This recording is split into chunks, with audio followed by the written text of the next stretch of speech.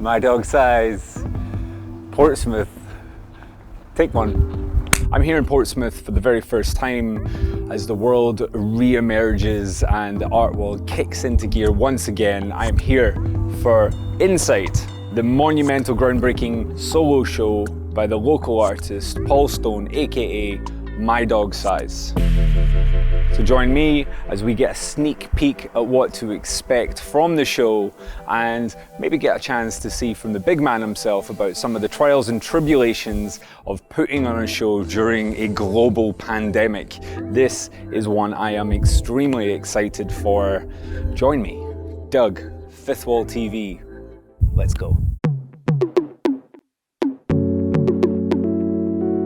I'm outside the venue now. Paul's agreed to give me a little sneaky peek before it opens to the public. Before we do go inside, here's a little background about My Dog Size and how this show came to be. My Dog Size is the moniker of Portsmouth-based street artist Paul Stone. Though seemingly a staple of the UK street art circuit today, Paul was a late entry into the scene.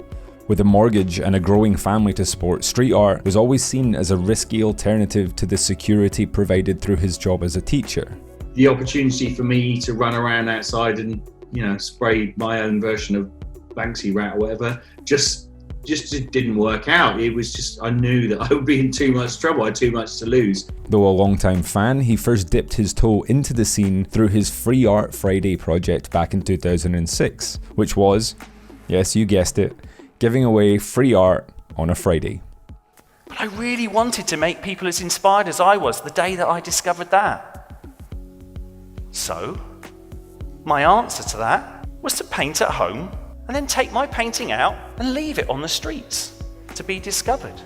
This is our first introduction into some of the various incarnations of the My Dog Size we now know today, such as his everyman character, his welcoming and warm figure with watercolour splashes accompanied with song lyrics or motivational text.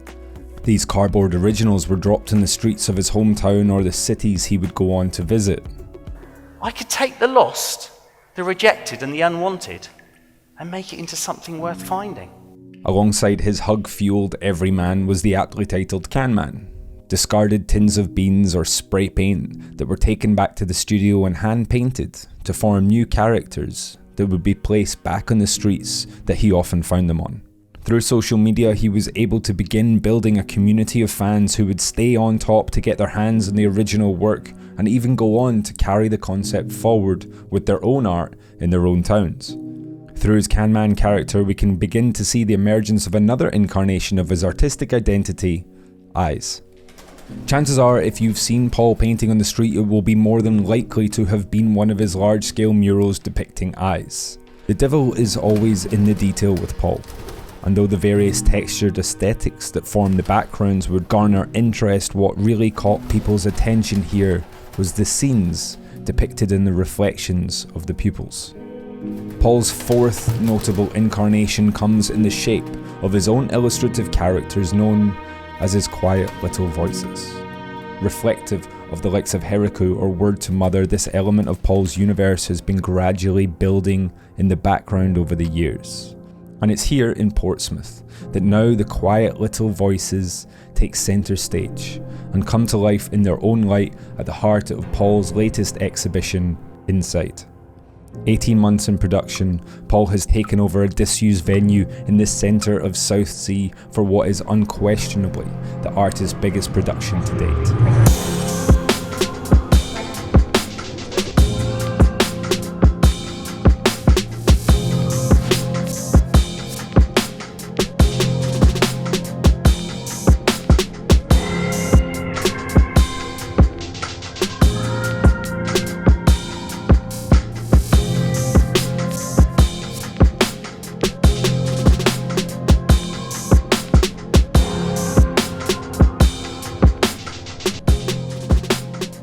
Where did it start? Late 2018, painting walls, doing shows, all seemed very, just started to get safe. It started to get comfortable, and I don't like being comfortable and safe. I wanted to do something that pushed me out of my comfort zone. And I knew I didn't want to do the white box of a gallery. I knew I wanted to bring that kind of urban aesthetic that comes from painting walls from working on the street. Started looking for old abandoned cinemas, old buildings, doing the urban exploration sites, just trying to find buildings. Kept finding things, kept falling through, and then just massively by luck, I stumbled across a building that I'd been painting outside for years, but hadn't even considered what was in here. And I knew the building owner, contacted him and said, look, can I have a look around inside, see what it's like, see if it might be useful for a project I'm thinking about. He gave me the keys, just said, oh yeah, just pass them back when you finished. I bought a cheap torch from down the road, let myself in, and started exploring this crazy, crazy building, which found this ballroom right at the top after kind of a couple of days of exploring, and it was just like, shit. But they're almost like fossils. Yeah. So where all the stuff has fallen down or all the sculptures have been smashed. So putting them in, just kind of piling in the crap. This is part of the building that still leaks, so which is why we've got this coppice here, so it protects the public. But also, it's like that nature taking over again. At some point, these trees would have, grown and taken over the natural space. But yeah, I found these and sort of threw them in. It's like, oh my God, it's like fossil finding when you're a kid. I knew that this opportunity to find a place like this so close to home and have the free rein to do something was too big an opportunity to turn down. But what I hadn't realised is that COVID was going to have such a massive impact and the funding was pulled. Do I cut my losses and stop? But as an artist, once you've got that seed planted, once you know what you want to do, it's so hard not to realise that. It's been a massive, massive roller coaster. And originally it was going to be a 5-month project. And so I was going to do what I could on this floor and work on this. I had no idea it was going to be 18-month, 2-year project. But, that has its advantages because it's meant that I can do the building justice and properly scale it up.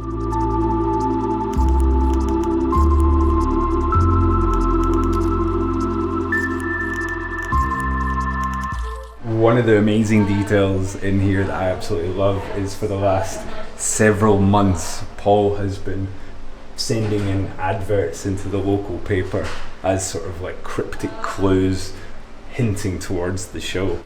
Someone was like, why did you do that? No one ever reads the newspaper. And it was like, that's the point. No one reads the back of it. So let's hide this little tiny nugget that no one knows about. I've never sculpted before. This is a whole new experience for me, working in 3D, working with sound, working with light. But I just wanted to pull all of those aspects that I knew could affect the experience of a viewer that I couldn't get as a painter who paints walls, who paints canvases. Talk to me a little bit more about this narrative then. How did this start to unfold and how did you start to piece things together as how characters would interact with certain spaces? How did this start to find itself? I think once I'd got the idea that these creatures were squatting in here, it was their home and this was where they lived, it was then picking aspects of life. So if they're going to live here, how are they going to live? And initially, when it was smaller scale, I was going to string up some tents and have some silhouettes in there. And it was all kind of like almost like street pieces. Like, you've got a day to get this piece done, bring what you can, make that piece in the day, work on another piece in the day. But again, because the time extended, I could extend the scope of everything that was built. So I developed a script, I developed a language, I can read it. It is possible to read this script. And so it was like diving in and making a script. And it was like, well, if I'm making a script, maybe they talk and I can work out a way for them to talk. So I got the university on board and their sound department. It's like, right, okay, these creatures actually need to whisper and talk. So as you walk around the room, you can kind of hear what's going on. You can hear them speaking, but you don't understand what they're saying. I wouldn't fancy lying on the floor in here sleeping, so I knew they wouldn't. They need something which is enveloping, somewhere safe, and all this was made during COVID, and someone pointed out to me recently, it was like, how much did COVID impact on what was going on this? And I hadn't sort of consciously considered that it had, but the people that have been in here already have gone, oh my God, these pods that that've got the seed pods in and have got the deer kind of sleeping in there. It's just like, that's the cocoon of our home that we had. We were in lockdown and suddenly home became really, really important, and family and community and how you keep yourself safe by being in that space. So outside influences obviously affect us as artists because we live in those spaces. I've been in here for days now. No idea where I am. This is just where I live now. Tell my mum I love her.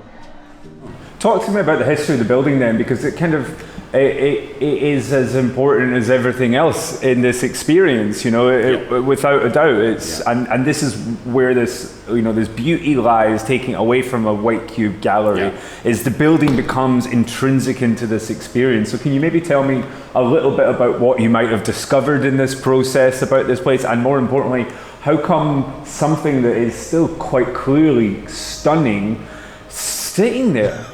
Because our cities are full of these. Yeah, I know, and you know, and to some extent, the show makes a statement about the fact that, you know, when I first started, there was the guy in the sleeping bag in the doorway, and then I'm coming into this space which is massive and it's empty, which is, you know, a kind of really weird juxtaposition of what's going on. It's kind of fascinating history. We've done a little bit of digging. So T-Rex played on the stage, Liberace played on a mini grand piano on the top. It's been, you know, I've walked past and people outside have come, you know, the older generation have come past and gone, oh, I met my wife on a tea dance here. You know, is the glitter ball still hanging from the ceiling? And so it's not. We've recreated it as a nod to part of the history of the building, but it has so many memories. It was the only Playboy club outside of London for a period of time.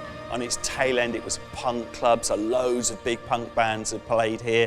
There was a casino down on the ground floor. We've literally shut off nightclubs. I mean, it's just vast. To be able to bring it back to life a little bit and then open the doors, there will be people that will have memories of when it was Kimball's or when it was Merlin's or when there was a boxing ring here, or, you know, all those different elements. I think a lot of people, especially local people, are going to be fascinated to come back in here, you know, remembering from their youth and stuff. Behind me is the guy who's busy painting the cans. Up in one of the rooms, you've got the everyman painter, and you've got all those elements of me and how I exist. But actually, the twist is, I'm not there, they're here. And so you've got this opportunity as a viewer to kind of walk into this space, have that urban exploration I had when I walked up the stairs not knowing what the hell was going on, and then you walk in and realise that you're stepping into this other world, this magical space inside.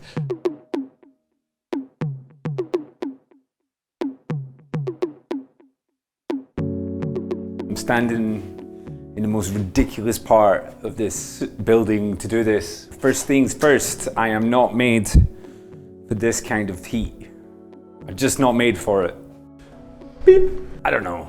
Maybe it's just been the fact that we've all been locked in for 18 months. Maybe this is the first time I've stepped out into the real world and it's just a sunny day. Or maybe it's the fact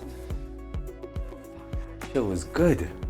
Let's unpick it. I love the notion that some kid tomorrow is going to come in here and experience an art show for the very first time, and this is what they think the art world is, because this is what the art world should be. It should be fun. It should be inviting. It should be inquisitive. It should bring us in. And all these little elements that Paul has brought together, I just think they really, really pay off. COVID has been a blessing and a curse in this front. For me as an art fan, it makes it extra special because it's this extra gift of time and attention to detail that has gone into this that I think just makes it whoosh. I think if we had been here a year ago, it would have been the same vision but a different show. This is the feeling that I first got from street art when I was excited about how it could talk to people. And I've seen over the years this level of muralism just increase in its size and its scale, and it's bigger and bigger and more. And it's like, well, what about if instead of just painting bigger buildings, we did something else with them?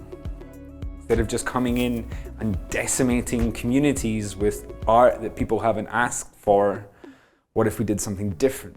And we took abandoned spaces and we brought them to life. And it's easier said than done, and you can't compare painting a mural in a street to spending 18 months and $1,000. When you do see this happen, it's something different. I feel that same feeling that same energy that I first felt in the street, and I feel it here, but I feel it in a really, really different way. Entry point into the art world for people that don't come from art backgrounds. And I think this is what this does. And at its heart, that's the thing that makes me excited. I love the attention to detail. I love the characters. I love the development. I love to see an artist grow. I love all these things. But at the heart, I love to think about that young kid that's coming in for the first time, who's going to see this and think that this is what the art world is. Because why the fuck isn't it? There you go. My name's Doug. This is FWTV.